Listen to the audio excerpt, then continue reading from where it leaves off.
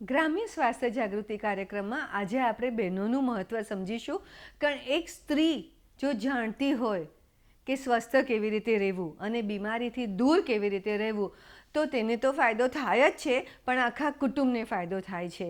કારણ કે એક સ્ત્રી જ નક્કી કરી શકે છે અને પોતાની કાળજી રાખી શકે છે. એક સ્ત્રી જ બાળકનો સારી રીતે ઉછેર કરી શકે છે, તેને બધા રસીકરણ અપાવી શકે છે, તેની માંદગીની સમયસર નિદાન કરાવીને વ્યવસ્થિત સારવાર કરાવી શકે છે. એક સ્ત્રી જ કોઈ પણ મોટી વ્યક્તિને પણ કંઈ પણ બીમારી હોય તો તેને દવા આપવાની હોય, તેની બીજી કાળજી કે સેવા કરવાની હોય, તે સ્ત્રી જ કરતી હોય છે. તે સ્ત્રીઓની અંદર ઘણી શક્તિ ભરેલી છે, ઘણો પ્રેમ ભરેલો છે, ઘણી કાળજી ભરેલી છે. તો આને આપણે જાગૃત થવા દેવાની છે.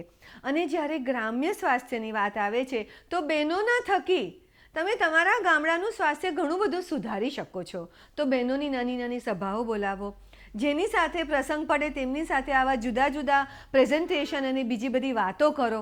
કારણ કે એક બેન જ્યારે થોડું જાણશે તો તેને જીવનમાં અપનાવવાની પણ શરૂઆત કરશે. તો ટીપે ટીપે સરોવર ભરાય, કહ્યું છે કે નહીં? તો આજથી જ બધી જ સ્વાસ્થ્ય કાર્યકર બહેનો નક્કી કરો કે ગામડાના બહેનોને તમે વધારે જાગૃત કરશો પોતાના સ્વાસ્થ્ય માટે, કુટુંબના સ્વાસ્થ્ય માટે અને બીમારીની સારી કાળજી માટે.